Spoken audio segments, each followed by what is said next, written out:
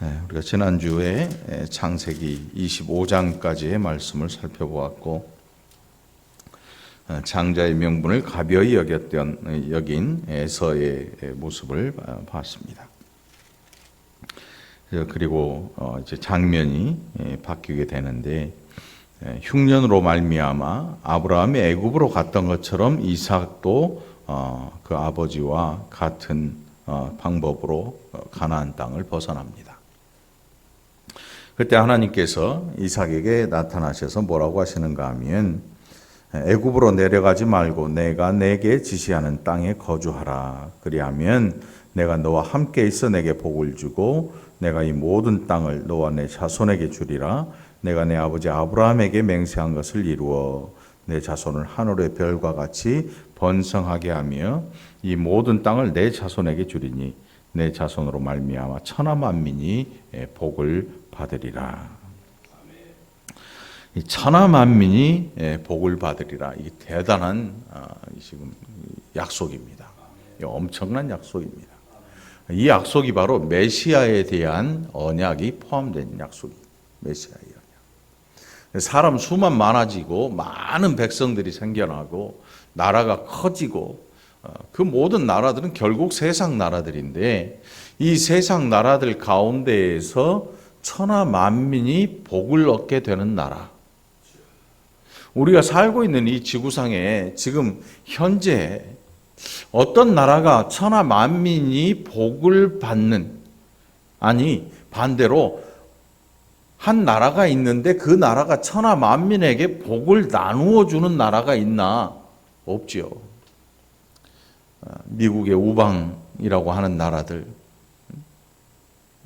핵우산을 쓰고 여러 가지 얘기를 합니다. 그런데 어느 날 갑자기 떠납니다. 왜 떠나나? 자기들의 이익에 반하면 떠나지요. 이 세상 나라를 모두 다 뒤져봐도 천하 만민이 그 너희들로 말미암아 너희 나라로 말미암아 복을 얻게 되는 나라가 이 지구상에 지금 없습니다. 그러니까 하나님께서 궁극적인 천하 만민이 복을 얻게 된 천하 만민에게 복을 나누어 줄 그 나라를 이삭을 통해서 아브라함에게 맺은 그 언약을 이삭을 통해서 이루어 내시겠다는 것입니다. 이 언약이 만일 하나님께서 내 자손으로 말미암아 너의 후손이 크게 번성하리라 그리고 끝나버렸다면 우리는 교회에 다닐 필요도 없지요. 예수님 믿을 필요도 없습니다. 그런데 이 언약은 계속되는 언약일 뿐만 아니라 궁극적으로 우리에게 기업으로 주어질 하나님 나라, 영원한 그 나라에 대한 언약이 기록되고 있습니다. 천하 만민이 복을 얻게 되는 나라. 예수 그리스도로 말미암아 이제 하나님의 은혜가 이방인에게까지 넘쳐왔는데 그 이방인이 누구였냐면 바로 저와 여러분이었습니다. 지금까지 이 복이 우리에게 넘쳐나고 있는 것입니다.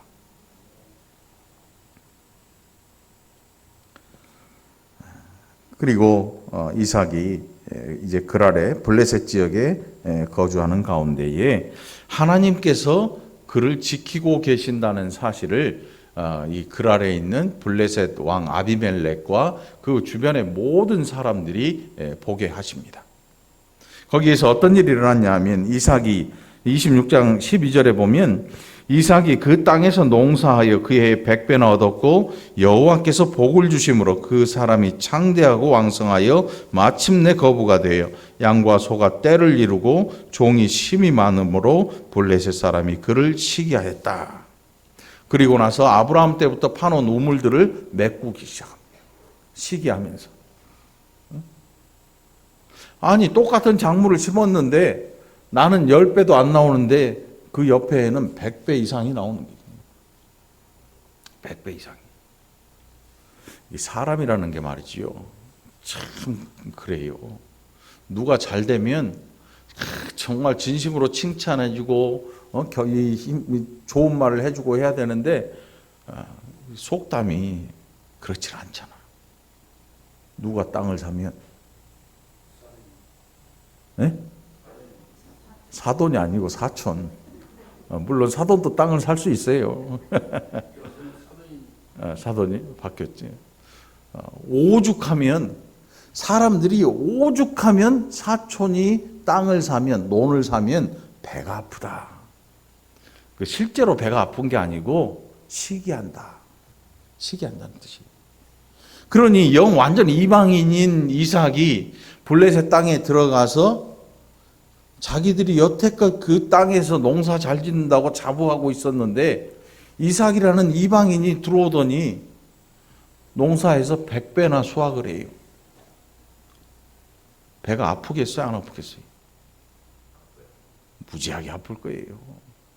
그래서 그 배 아픈 티를 어떻게 내냐면 이삭이 목축을 해서 양을 먹이고 길리우는 그 우물을 갖다 메꿔 버린 거예요.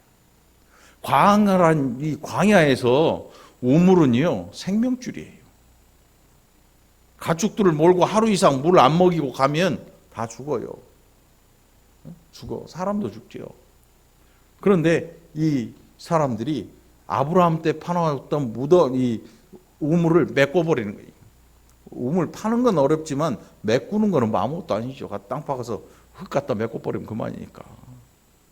이 사람들이 그런 일을 합니다. 그래서 26장 15절에 보니까 그 아버지 아브라함 때에 그 아버지의 종들이 판 모든 우물을 막고 흙으로 메웠더라. 무슨 얘기냐면 너 나가. 여기 오지 마. 이런 얘기죠. 거기서 목축을 하고 지금 농사를 짓고 해서 100배나 얻었는데 계속 이게 유지돼야 되는데 우물을 메꿔 버리고 식물에 물 줄 것도 없고 목축하는 양들에게 가축들에게 먹을 물도 없이 흙으로 다 메꿔 버렸다. 다시 파면 좋겠지만 다시 팔 수 있으면 이렇게 기록 안 했겠죠. 파면 또 메꾸겠다는 소리예요. 나가라는 거지. 나가. 너 나가. 안 나가? 나갈 때까지 메꾸겠다는 거예요. 이 사람이 시기심이 이렇게 무서워요. 이렇게 무서운 거지요. 이삭이 자기 땅을 침범한 것도 아니고 그냥 농사 졌는데 자기들보다 훨씬 잘 되는 그 자체가 싫은 거예요. 사람이 살다 보면 이런 일들 굉장히 많아요, 여러분. 없을 것 같잖아요. 그런데 실제로 우리 자신도 이런 걸 잘 못 견뎌야 합니다. 주변에 있던 누군가가 갑자기 확 잘 됐어요. 그러면 정말 진심으로 축하해주고 박수를 보내야 되는데 박수를 보내는데 배가 아팠죠. 오늘 어린이날이잖아요. 어린이주일. 배가 아파. 이게 우리야. 우리의 심성도 이 그랄 지역의 주민들 못지 않아요. 안 그런 척하고 살고 있지만 우리의 이 안에 있는 죄성들이요. 옛날 몇천 년 전에 그랄에 있던 이 사람들이나 몇천 년 후에 이렇게 살고 있는 우리나 별로 그렇게 변한 게 없어요. 똑같은 죄성을 가지고 있어요. 예수를 믿는데도 불구하고 이런 죄성을 가지고 있죠. 누가 잘 돼요. 어머 앞에서는 칭찬하는데 돌아서서 아유 저 언젠가 망하겠지. 이런 얘기 충분히 해요. 제가 너무 리얼하게 얘기했나요? 그런데 우리가 실제로 그렇게 살아요. 이게 우리의 현실이야. 네? 현실이야.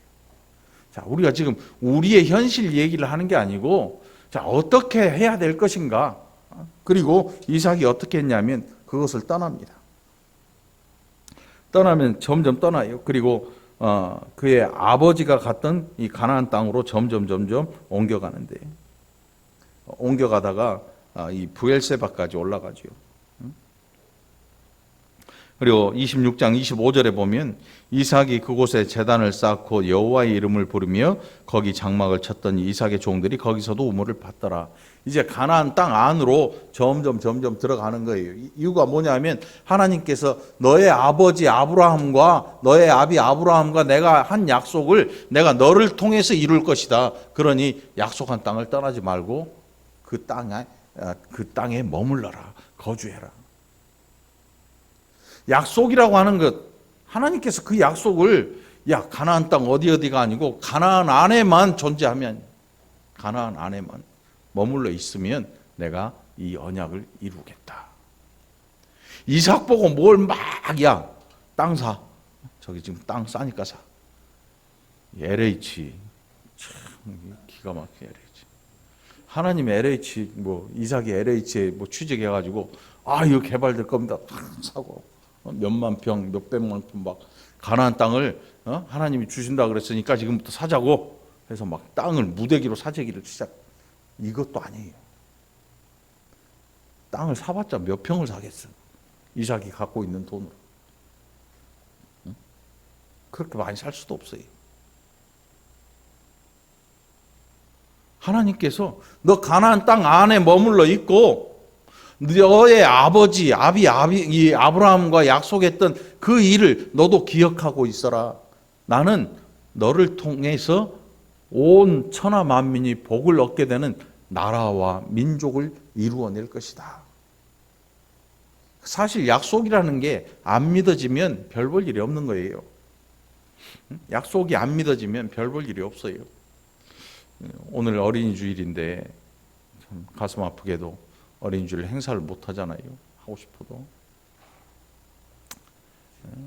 우리가 아이들 집에서 키우다 보면 아기 때는요, 다음에 사줄게 그럼 믿어요. 백화점 가고 장난감 가게 장난감 코너 지나는 게 힘들잖아. 한 3살, 4살 돼봐요. 눈 뜨고 볼 줄 알면 TV에 나오는 그 로봇 장난감이나 여자애들은 콩순이 인형, 콩순이 지나갔겠지 지금? 이경덕 집사님 요즘 뜨는 인형이 뭐예요? 딸이 없어 모르지? 딸을 이제 하나 놔봐. 이제 딸에 대한. 우리 때는 콩순이였어, 콩순이. 이 인형이 되게 못생겼는데 애들이 좋아하더라고. 콩순이 인형. 지나. 막 때를 쓰면 억지로 끌고 와. 다음은 사줄게, 다음은 사줄게. 알았어. 통과. 근데 안 사줘. 잊어버리게 냅두는 거지. 그 다음에 백화점 가면 그때 이제 또 생각이 퍼뜩 나는 거지. 왜 안 사줘? 진짜 다음에 사줄게. 안 사줘. 그러다 크면서 알지. 약속은 안 지키는 거구나. 부모가 다음에 사줄게 해놓고 안 사주는 거지요. 그러면서 이제 철이 들면서 약속이라는 거는 함부로 믿을 게 못 되는구나. 믿었다가 큰일 나겠다. 약속을 한 상대방과 상대방이 이 언약에 대해 충실하게 그것을 믿지 않고 있으면 약속은 하나만이에요. 하나님과 아브라함 사이의 언약. 이 언약은 하나님은 절대 변치 않으셔요. 반드시 이루어내시는 거예요. 그런데 나중에 보면요, 사람이 이 언약을 자꾸 어겨요. 자꾸 어겨.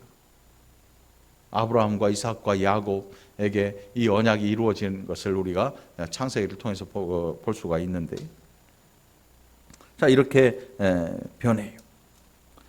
그리고 이제 26장 저 뒤에 34절을 한번 보시기 바랍니다. 34절에 보면 에서가 40세에 헷족속 부에리의 딸 유딧과 헷족속 엘론의 딸 바스맛을 아내로 맞이하였더니 그들이 이삭과 리브가의 마음에 근심이 되었더라. 이때에 이삭의 나이가 몇 살이겠어요? 100살이에요. 100살. 이삭이 60세에 에서와 야곱을 낳았는데 이삭 100세에 이들이 40세가 되는 해에 에서가 나가서 가나안 땅 헷족속의 딸들 중에서 2사람을 취해서 결혼을 해요. 1명도 아니고 2명을 취해서. 그 당시에 이렇게 한 여자와 결혼하고 또 다른 여자와 결혼하는 거 별 심각한 일이 아니었어요. 다 그렇게 살았거든요. 다. 우리나라 조선시대부터, 조선시대 훨씬 전부터 그랬지요. 해방이 되고 난 이후에도 축첩제도가 있었어요. 그걸 누가 정리했냐면 박정희 그 정권 시절에, 대통령 시절에 축첩제도를 다 없이 공무원들, 돈 많은 공무원들 다 첩 정리하게. 그렇지 않았으면 지금까지도 오는데, 지금도 그런 사람들이 꽤 있는 것 같아요. 폼을 보니까 기업 회장들이나 잘 나가는 빵빵한 사람들 중에 보면 혼외 그 자녀들이 있는 걸 가끔 볼 수가 있는데, 요즘 이제 점점 이게 없어져가지고 사라져가지고 사회적으로 인정하지 않으니까. 근데 60년대, 70년대, 80년대까지만 해도 이런 일이 비일비재했어요. 야, 누가 딴 살림 차렸대, 이런 얘기 많이 했죠, 여러분. 또 그런 드라마에 빠지잖아. 그런 드라마에 우리 권사님들 빠져가지고 울고 웃는 날, 몇 시에 집에 가고 막, 옛날에는 여로하는 시간 되면 길거리에 사람이 없었어요. 텔레비 여로라는 영화 아시죠? 그거 보려고 길거리에 사람이 없어요. 다 집으로 가버려. 우리가 그런 것에 익숙해져 있어요. 오늘 이 보니까 에서가 두 여자와 결혼을 했는데, 이 일로 말미암아 이삭과 리브가가 마음이 굉장히 상했어요. 얼만큼 상했냐 하면 오늘 본문 마지막 절에서 우리가 읽은 내용이 나오죠. 46절에 보니까, 27장 46절에 보니까, 리브가가 이삭에게 이르되 내가 햇사람의 딸들로 말미암아 내 삶이 싫어졌거늘. 당시에 가나안 여인들의 이 행실은 그 가나안 땅에서 이루어지던 종교 행사와 관련이 있어요, 여러분. 종교 행사와. 나중에 출애굽한 이스라엘 백성이 하나님께서 뭐라고 하신가 하면, 너희는 가나안 땅에 있는 그 부족들하고 너희 자녀들 혼인시키지도 말고 물건을 사고 파는 교역도 하지 말아라. 너희가 들어갈 때 모든 멸절하든지 다 쫓아내라. 이렇게 명령하셔요. 근데 이게 지금도 마찬가지. 지금 이삭이 지금 거류하고 있는 이 가나안 땅에서 거의 똑같이 살고 있어요. 어떻게 똑같이 사냐? 우상을 섬기는 방법이 완전 포르노 수준. 아주 극한의 음란을 행해요. 단체 성행위. 상상을 해보세요. 이 기가 막힐 일이지요. 이미 이 수천 년 전에 이런 일이 이 가나안 지역에서 발생을 했어요. 하늘의 신, 남성 신을 달래기 위해서 땅의 여사제들이 성행위를 통해서 하늘의 신인 남성 신을 달래야 되니까 그 신을 섬기는 방법이 얼마나 음란했을지 상상을 초월하지요. 그런 지역에서 살고 있는 부족들의 딸을 에서가 2명이나 취해서 아내를 삼았는데, 여러분 한번 생각해 보세요. 옷차림. 단정한 사람들은 옷차림이 단정해요. 그래서 단정하다는 이야기를 들어요. 우스갯소리. 저는 신학교 다닐 때 어떤 전도사님이 한 자매를 좋아했어요. 장로님 딸이었나 봐. 그런데 옷차림을 보고 기겁을 하고 그 다음부터 안 만나더라고. 숏팬츠 있잖아. 여름에 얼마나 짧은지 거의 속옷이 다 보일 정도로 짧은 옷, 그리고 이렇게 끈으로 가려진 끈만 달린 옷, 그걸 입고 나왔나 봐. 데이트하는데 그 다음 주에 와서 울더라고. 어떻게 해야 되나. 결혼 안 했지. 가나안의 딸들이 옷차림이 달라요. 달라. 몸을 가리우는, 옷이라고 하는 게 몸을 가리우는 게 그게 옷의 할 일이거든요. 옷이라고 하는 것은 우리의 부끄러움과 수치를 가리우는 데 그 목적이 있어요. 그런데 가나안의 딸들은 드러내는데 옷을 사용해요. 요즘도 그런 옷들이 숱하게 많이 나오죠. 신앙생활 잘 하려면 옷도 가리어서 잘 입어야 돼요. 막 교회 올 때 막 V자로 여기까지 배꼽까지 파진 옷 이런 거, 실제로 그런 거 입고 교회 출입하는 분들이 있더라고. 뭐라고는 못 하는데 앞에서 설교하는 사람이 눈을 어떻게 할 수가 하지. 막 치마는 앉으면 속옷이 다 보일 정도의 치마를 입고 앉아가지고 발까지 꼬고 앉아 있어봐. 앞에서 설교하는 사람이 눈을 어디다 둘지를 몰라. 괜히 쳐다봤다가 오해받기 딱 좋잖아. 오해받을 정도도 아니고 아무튼 단정해 보이질 않아. 경건한 복장은 아니잖아. 뭐 밖에 나가서 외출하면서 뭐 어떤 옷을 입던 뭐 그거는 쫓아다닐 수 없으니까 그건 모르겠고, 적어도 예배하는 이 자리에는 그래도 가려진 옷다운 옷을 좀 입고 올 필요가 있을 것 같아요. 그런데 가나안의 딸들은 그렇지 않았어요. 옷을 어디에 사용했냐면 드러내는 데 사용합니다. 드러내는 데.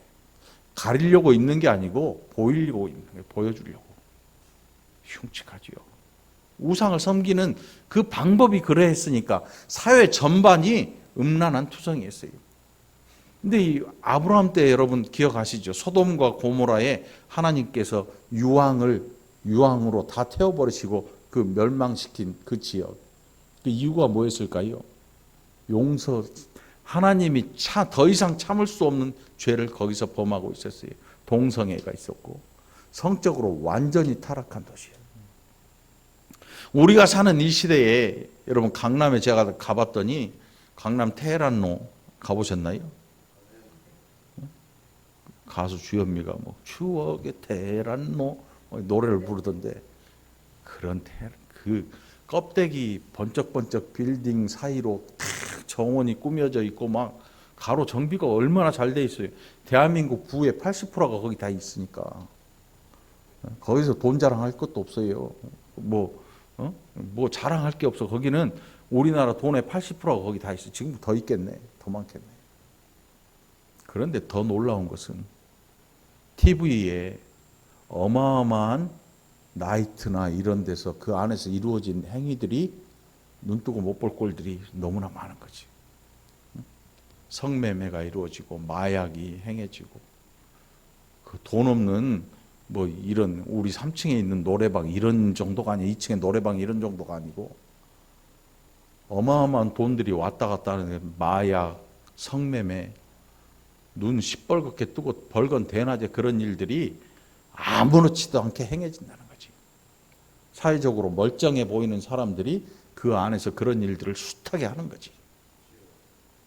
숱하게 하고 있는 거죠. 응? 껍데기 보고는 알 수가 없어요. 사람이라고 하는 것은 껍데기 보고 알 수가 없어. 왜? 이 속 안에, 우리의 인격 안에 가지고 있는 죄성이 얼마나 무서운 건지. 얼마나 무서운 건지. 한 여자 검사가 어제 TV 잠깐 보니까 그런 얘기를 하더라고. 여자들 신체를 촬영해서 몰래카메라 하는 사람들이 평소에는 멀쩡한 사람들이래요. 멀쩡하대. 학교 선생님도 있고 교회 집사님도 있다고 그러더라고. 대놓고. 뭐 대학 교수도 있고 뭐 별 사람들이 다 있어요. 겉보기는 멀쩡해요. 그런데 죄에 빠져서 그 죄를 행하면 죄가 그를 더 밑으로 떨어뜨리는 게 나라고.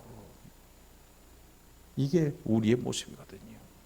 성경을 통해서 여러분 우리가 뭘 발견하느냐 하면 바로 우리 안에 있는 이 더러운 죄성들을 발견하고 예수 그리스도의 보혈의 공로를 더더욱 의지해야 되는 것입니다. 우리는 그걸 해야 돼요. 그 일을 위해서 예수 그리스도를 영접한 거지요. 우리 안에 더러운 죄성, 죄 가운데 벗어나는 이 일, 죄에서 우리를 구원하시는 이 일로 우리는 그 앞에 무릎을 꿇고 예수 그리스도께서 나의 구원자이십니다라고 선언한 것입니다.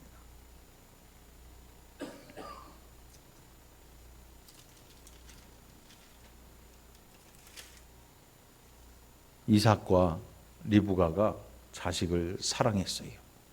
그런데 사랑하는 게 방법이 달랐어요. 이삭은 누구를 좋아했어요? 에서를 너무나 좋아했어요. 에서가 그 당시에 사회적으로 잘 나가는 남자였거든요. 사냥해 온 고기가 너무 맛있거든. 뭐 노루 사슴. 엊그제 한 권사님 밭에 고라니가 죽어 있더라고. 이빨이 이렇게 튀어나온 고라니가 죽어서 자빠져 있어. 제가 끌어다가 저 울타리 밖에 넘겨서 구청에 전화했더니 가져가더라고. 어우, 끔찍해.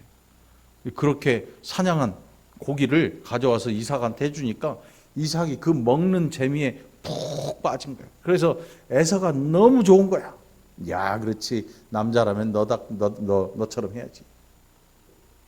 너처럼 해야지. 야곱은 별로 안 좋아했어. 그런데 어머니 리브가는 또 야곱을 너무나 좋아했어요. 어머니 옆에 바짝 붙어서 수다도 떨어주고 드라마 얘기도 서로 하고 음식 하는데도 뭐 도와주고 여러 가지 일로 어머니의 마음에 쏙 들었어요. 그랬더니 리브가는 야곱을 너무 좋아하고 이삭은 에서를 너무 좋아하게 됐죠.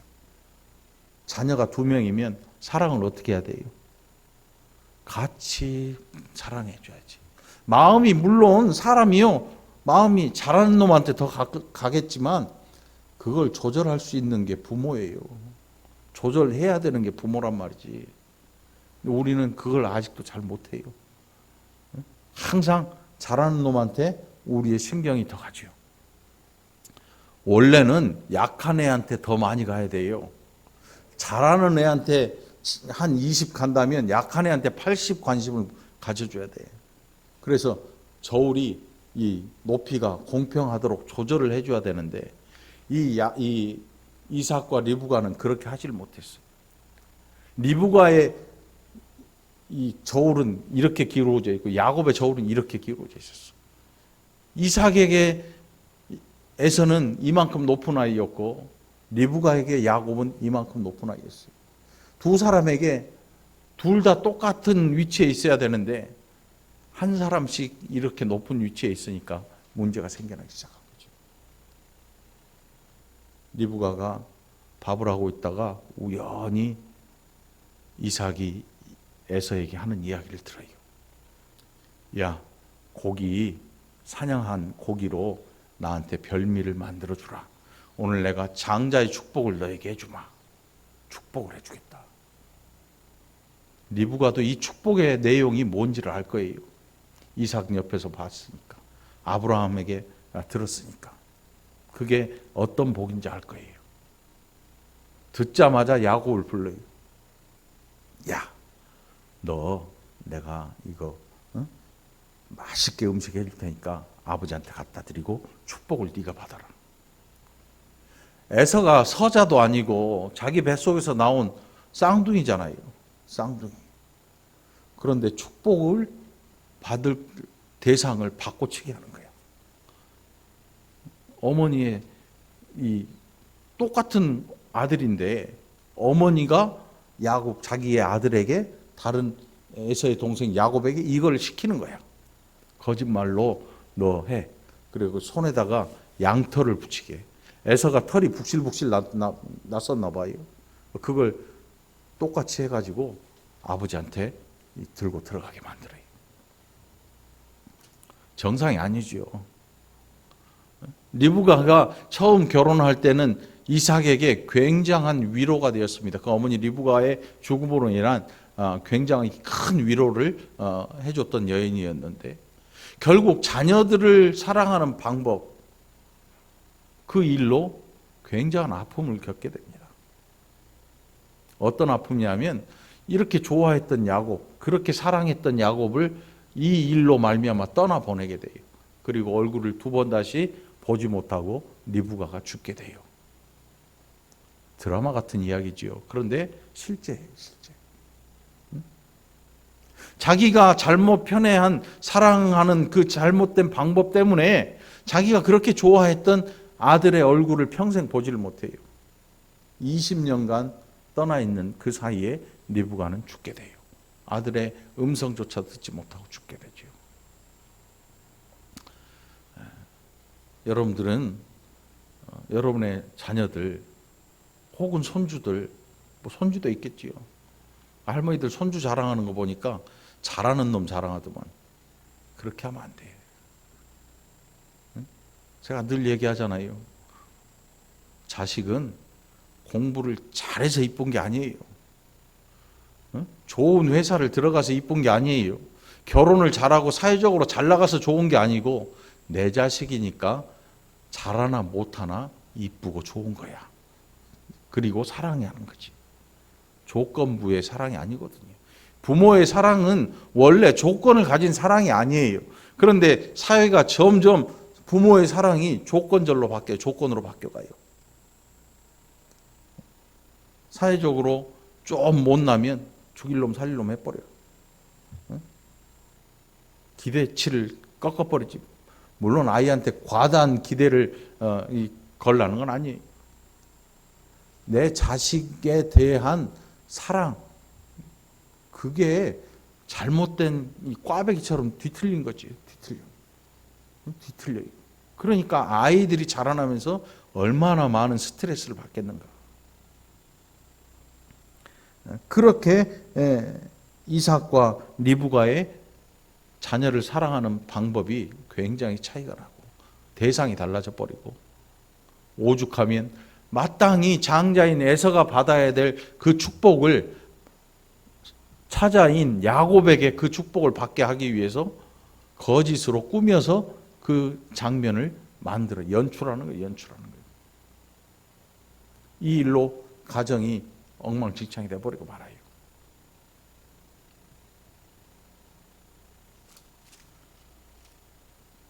이삭이 야곱에게 축복하는 내용을 기록되어 있는데 27장을 보시기 바랍니다. 27장 27절에 보면 이삭이 눈이 안 보여요.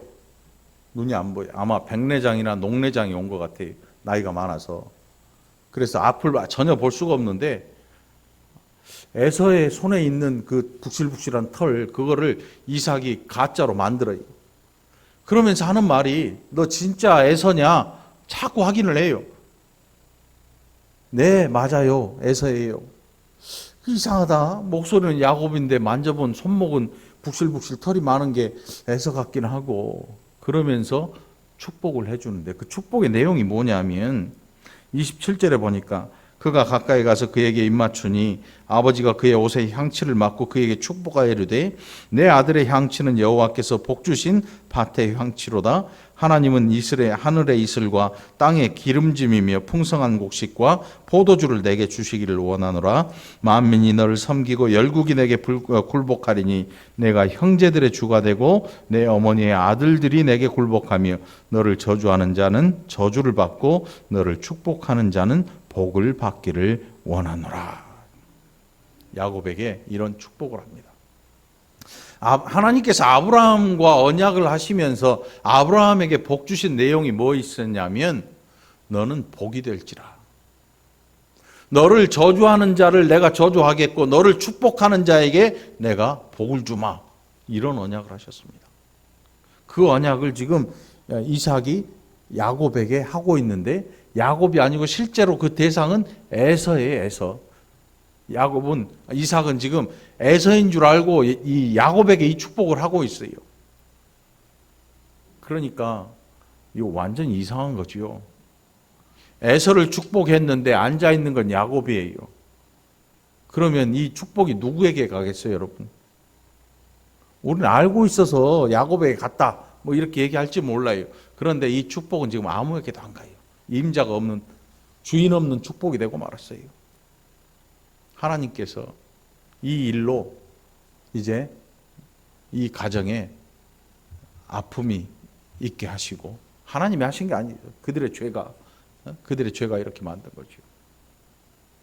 죄 때문에 외삼촌 라반의 집으로 도망을 갑니다. 리브가의 오라버니, 오빠인 라반의 집으로 도망을 가요. 에서가 죽이려고 하니까. 형제 살인 사건 여러분 아시죠?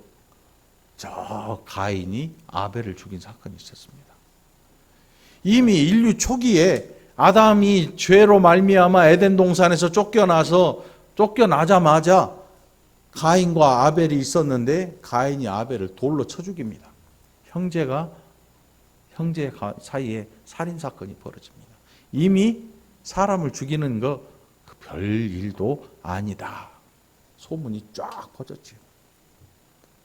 야, 때리니까 죽더라. 응? 칼도 만들고 창도 만들고 온갖 무기들을 점점 많이 만들기 시작합니다. 전쟁을 하고 사람을 죽이고, 점점 이런 일들이 인구가 늘어갈수록 점점 더 심해집니다.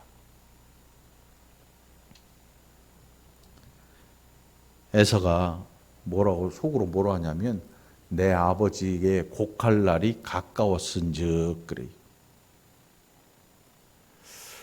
부모가 아파서 누워있으면 마음이 아프고 조금이라도 옆에 더 계셨으면 하는 바람이 있는데, 이 에서가 지금 뭐라고 하냐면 내 아버지 곡할 날이 가까웠다. 무슨 뜻이냐면 이렇게 보니까 내 아버지가 오래 살 것 같지 않아. 내가 올해 이제 아버지 떠나자마자 내 동생 야곱을 내가 죽여버릴 거야. 근데 이게 실제로 그 마음에 먹은 계획이에요. 사람의 마음의 계획이요, 악한 계획 서슴없이 먹습니다. 사람 죽이는 계획 짜는 사람들 보면 아주 끔찍하리만치, 야, 이 정도면 사람이 아닌데 생각이 들 정도로 아주 끔찍하게 계획을 세웁니다. 끔찍해요.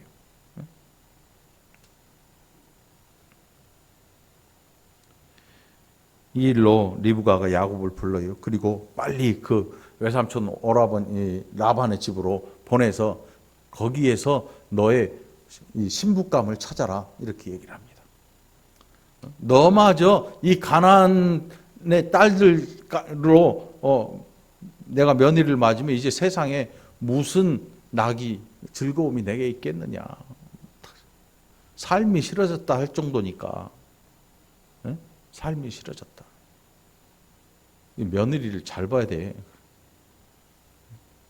며느리 못 본 사람 없잖아, 우리 교회. 며느리 잘 보지, 다. 잘 사냐 못 사냐의 문제도 아니에요. 효도를 하냐 안 하냐의 문제도 아니에요.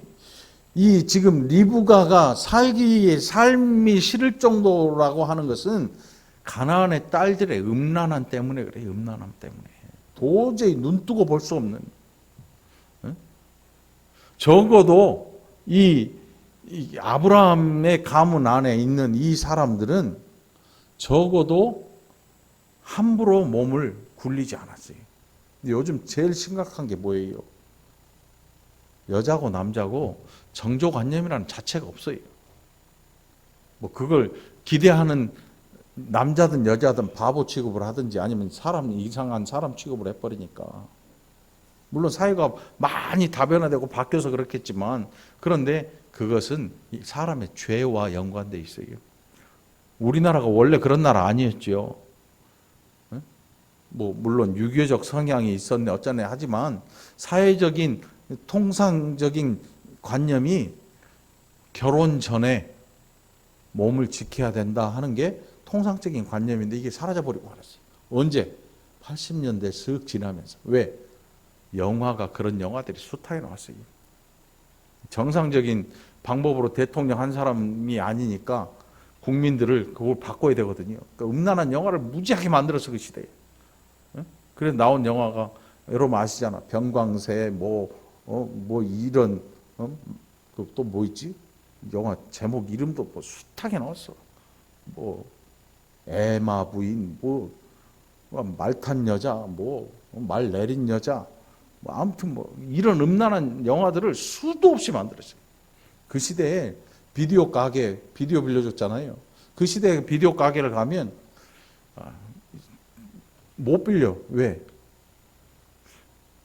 90년에 제가 신학교를 갔으니까, 결혼을 이제 95년에 했으니까 우리 동기 그 목사님이 그러더라고. 비디오 가게 갈 때는 전도사 아닌 것처럼 간대. 왜? 뭘 빌리면 괜히 찔리니까. 근데 사모님하고 같이 간 날 누가 뒤에서 전도사님 불렀대. 에마 부인인가 이런 걸 빌렸나 봐. 깜짝 놀라가지고 얼른 내려놓고 나왔대. 그 시대에 얼마나 음란한 영화들을 많이 만들었는지 눈으로 보면요, 머리로 들어가요. 입력장치, 우리의 입력장치거든요. 이게 눈이. 우리에게 입력장치가 굉장히 많아요. 촉감을 느끼는 손도 입력장치야. 출력장치가 있는데 입이 출력장치야. 눈 입력장치야. 사람들이 보고 머릿속에 기억으로 담아. 만져보고 그 촉감을 머릿속에 담아. 귀로 듣고 그 소리를 머릿속에 담지요. 그런데 이 일련의 모든 것들이 동시에 일어나요. 눈으로 보고 귀로 듣고 만져보고 함으로써 이 중요한 정보들이 우리의 머릿속에 다 들어오는 거예요. 아이 때 교육이 왜 중요하냐? 아이 때 부모의 믿음이 왜 중요하냐 하면 이것 때문에 그래요. 만지고 보고 듣고 하는 모든 입력장치, 아직 출력은 잘 안 돼요. 그런데 입력이 이만큼 돼요. 어렸을 적에. 청소년기 때도. 예수님이 뭐라고 하셨냐면 손 안 씻고 먹는 제자들을 향해서 사람들이, 바리새인들이, 당신네 제자는 왜 손도 안 씻고 장로들의 유전을 범하면서 그걸 먹는 것이요? 라고 따져요. 그 죄 아니요? 더러운 죄 아니요? 따져요. 예수님께서 뭐라고 하세요? 사람이 먹는 것은 우리를 더럽게 할 수가 없다. 죄로 오염되게 할 수가 없다.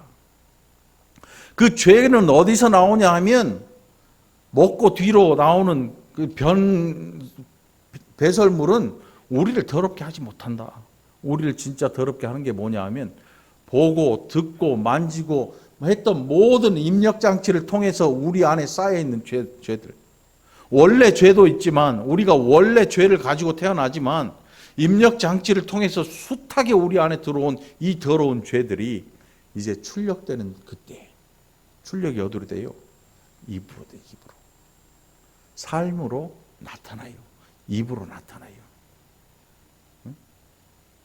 마음에 있는 죄가 이 입을 통해서 쏟아져 나올 때 그것이 진짜 우리를 더럽히는 죄가 아니냐, 예수님 말씀하셨죠. 여러분, 하나님 앞에 기도하십니까? 어떤 기도 하시나요? 건강, 자녀 위해서, 남편 위해서, 여러 가지 위해서 다 기도하던 것 좀 멈춰버리시고 이제는 우리 자신을 위해서 좀 기도할 필요가 있고요. 자녀가 잘 되는 걸 위해서 기도하지 말고 이제는 자녀의 마음속에 있는 더러운 죄성들이 출력되지 않고 성령으로 제어되어서 하나님의 자녀답게 살기를 위해서 기도하는 여러분이 되기를 간절히 축원합니다. 이게 우리의 기도 제목이에요. 갈수록 더하면 더했지 덜하지 않을 거예요. 더하면 더했죠. 며칠이면 끝날 것 같았던 이 일이 20여 년이 가게 됩니다. 20여 년. 20여 년. 야곱이 집을 떠나서 20년간 외삼촌 라반의 집에서 머슴 생활을 해요. 머슴 일을 해요. 그 어머니 보고 싶어도 보지도 못해요. 결국 어머니는 죽게 되죠. 리브가는. 누가 시킨 게 아니에요. 누가 일부러 조작한 일이 아니에요. 너 죄 지어라 하고 우리를 충동한 것도 아니에요. 스스로 이렇게 만들어요. 이 가정은 그래서는 안 되는 가정이거든요. 왜요? 하나님께서 언약을 주신 가정이거든요. 아브라함에게, 이삭에게 언약을 주신 가정이에요. 천하 만민이 복을 얻게 되는 나라를 위해서 하나님께서 부르신 가정인데 이 가정이 엉망이 돼버려 말았어요. 엉망이 돼버려요. 그래서 이 언약이, 아브라함에게 주신 이 언약이요, 사람이 이루는 언약이 아니라는 이유가 여기 있어요. 우리의 구원이 우리의 행위로 말미암지 않는다는 이유가 바로 여기에 있어요. 우리의 행위로는요, 우리 자신을 구원 못해요. 오늘부터 맘먹고 다이어트 해야지 이런 생각 하잖아요. 오늘부터 새해 시작되면서 탁 하고, 그런데 바로 나오는 단어가 뭐예요? 작심삼일. 그거는 우리의 습관이나 이런 거 작심삼일이지. 죄는 더하지요. 죄는 작심을 할 수도 없어요. 마음을 먹을 수도 없는 게 우리의 죄에 대한 이야기예요. 그래서 우리의 죄가 내가 해결할 수가 없기 때문에 하나님이 해결해 주신 게 구원의 일이거든요. 죄를 한 번 지으면 어떤 사람은 못을 박아서 빼봤자 못자국이 남는다 그러는데, 죄라고 하는 건 못자국 정도가 아니에요. 우리를 멸망에 이르게 하는 죄예요.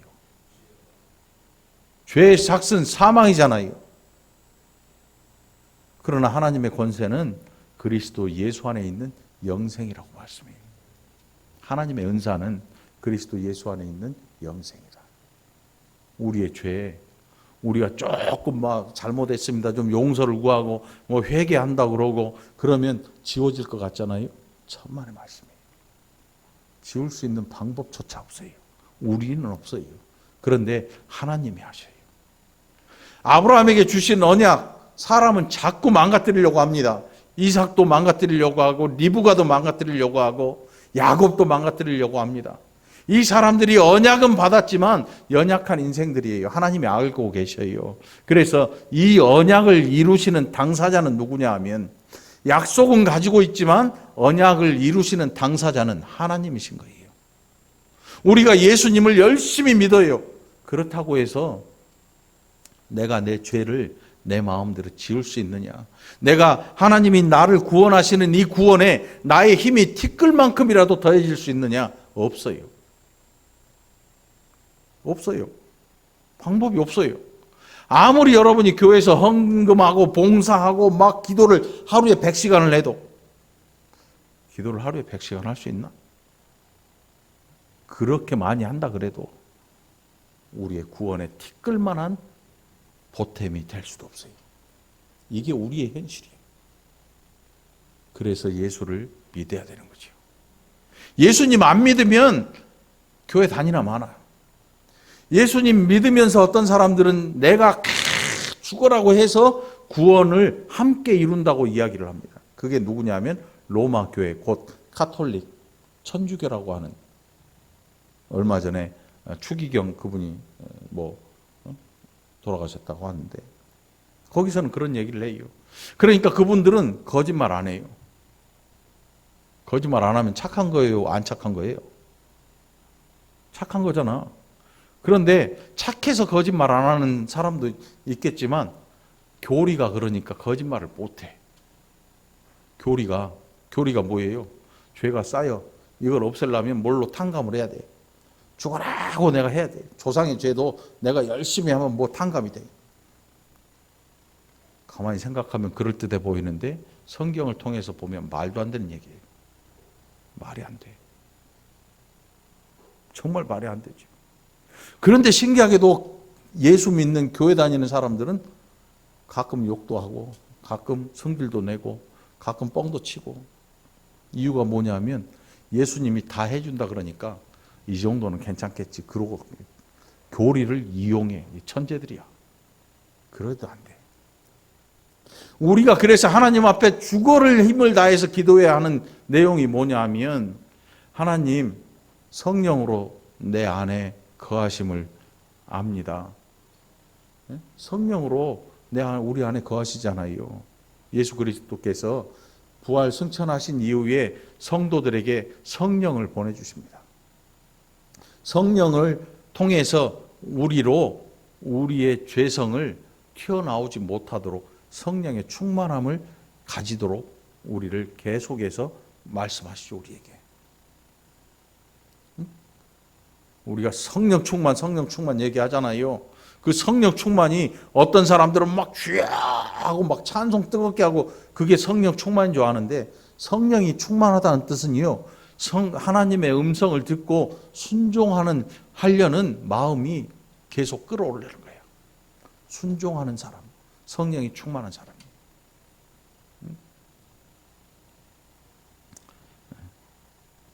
설교를 오늘 여기까지 해야 될 것 같아요. 시간이 지금. 여러분, 이 한 주간 지내면서 잘못된 사랑하는 방법이 잘못된 게 있거든. 여러분 스스로 고치게 되기를 바랍니다. 되지 않거든 구하시기 바랍니다. 그리고 스스로 여러분 자신을 돌아볼 수 있길 바랍니다. 내가 가진 잘못된 방법 때문에 내 자녀가 잘못된 길을 가지 않나. 내가 가진 잘못된 사고 때문에 내 자녀가 잘못된 사고가 입력되지 않을까. 한번 돌아보고 하나님 앞에 우리 자신이 먼저 믿음에 올바로 서게 되기를 위해서 간절히 기도하는 부모님들과 저와 여러분이 되기를 간절히 축원합니다. 기도합시다. 하나님 아버지, 감사합니다. 우리 인생들이 얼마나 연약하고 얼마나 죄악된지 하나님의 언약을 가져도 그 죄성이 떠나지를 않습니다. 이런 우리를 결국 하나님의 방법으로 하나님이 구원하셨습니다. 예수 그리스도를 믿고 하나님 백성 되게 하신 이 놀라운 일, 우리가 하나님을 찬양함이 마땅한 줄 믿습니다. 우리의 사는 내내 하나님의 이름을 찬양하고 또 자랑할 수 있는 복된 자들이 되게 하시고, 하나님 말씀에 순종하기를 위해서 힘쓰고 노력하는 복된 백성들 다 되게 하여 주시옵소서. 감사드리옵고 예수님 이름으로 축복하며 기도합나이다. 아멘.